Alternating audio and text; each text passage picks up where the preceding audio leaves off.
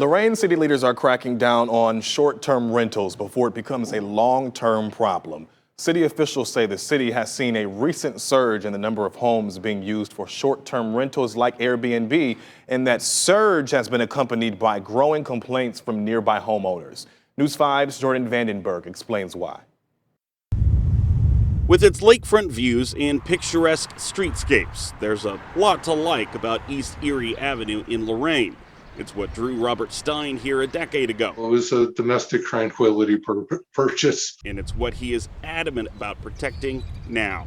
Short-term tenants don't know the rules, and they have no reason to follow them, even if they did know. We are trying to protect our neighborhoods, and we owe that to the residents that are here permanently. At-large Councilwoman Mary Springowski says there are approximately 70 short-term rentals in Lorain, at least that the city knows of. The majority of them are around Stein's home.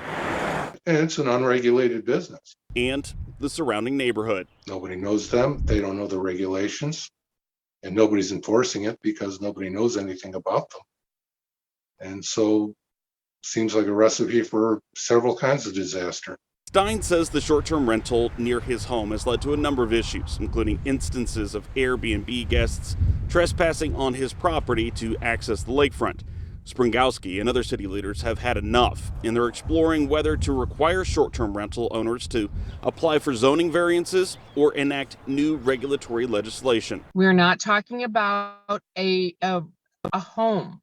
This is a short-term rental, the same as a hotel or a motel would be, and should be subject to the same type of regulation and licensing, and should also be subject to some zoning. Lorain's push comes as some state lawmakers are pulling in the opposite direction. Legislation has been introduced at the State House that would prohibit cities from banning short-term rentals. However, that legislation has not received a hearing yet.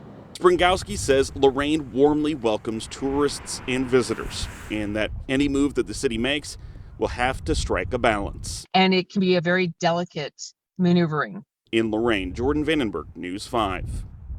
Airbnb has taken its own steps in recent years to try to crack down on problems, mainly parties, even banning 1 to 3 night rentals on entire homes around some holidays. Rob Court.